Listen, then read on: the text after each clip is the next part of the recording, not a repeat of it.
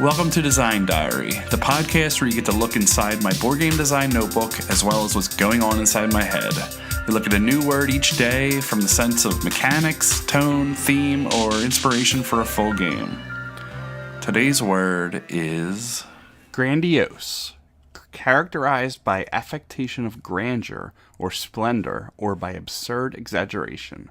Impressive because of uncommon largeness, scope, effect, or grandeur. I keep bumping this.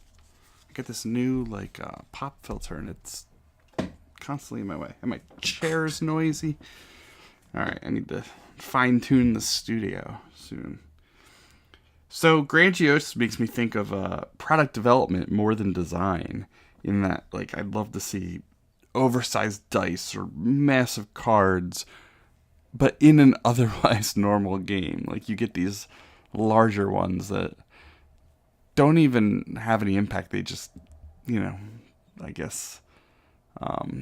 impress your opponents and make you feel good. And I don't know, but that's just the big excessive production. Maybe even the entire game. There's large versions of you see them at conventions, Catan and things like that.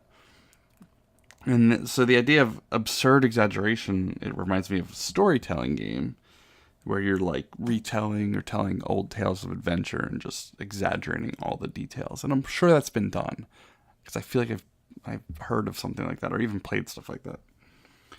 But I had one kind of ongoing thought, actually two. The first one's really quick, was just that where you had tools and weapons and things like that were huge. For example,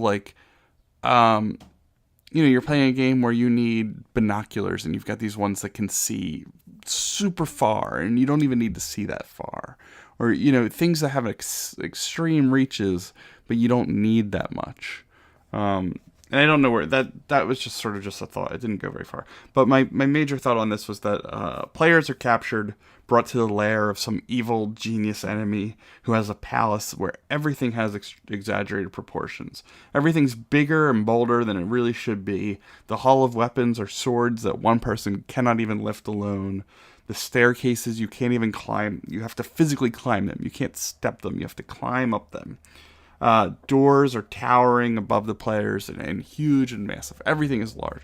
There's golden dragon or bird eggs or whatever that are larger than a person.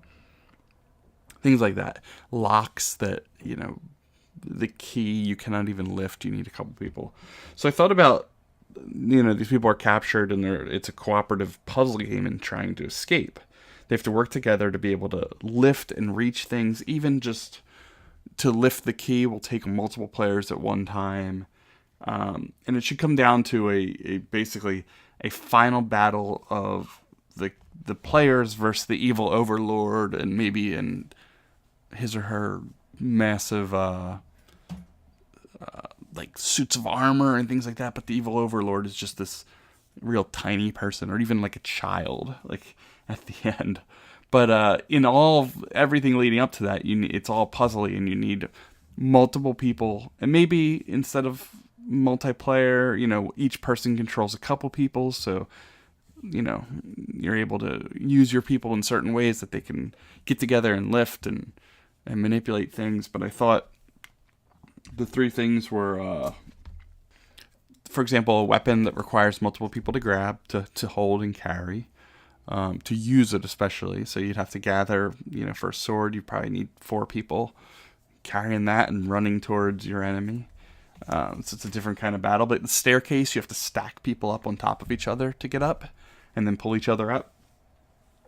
And then the doors that are huge requires the stacking to get to the door handle, multiple people to push at once, multiple people to carry the key. I don't know. There's not a ton there, but just thought of a stepping back, this large map of a castle with these little tiny characters and these big pieces, and just cards that would represent each of those pieces and how you can physically use them and which resources you have to allocate to each to use them. So it becomes a worker placement resource management thing where you're throwing your people out there and trying to do things that are larger than you. Kind of like those like Honey, I Shrunk the Kids, or any kind of game where, not game, but a movie where you're like, you are the characters are the mice, or just something really tiny, or Ant-Man, or things like that. So, tiny, being the complete opposite of grandiose, is this episode. This is not a grandiose episode at all, because that's all I had in my notes. It's 5 minutes. It's kind of one of the shortest yet. But time is tight, and I need to head off to PAX. It's a busy week.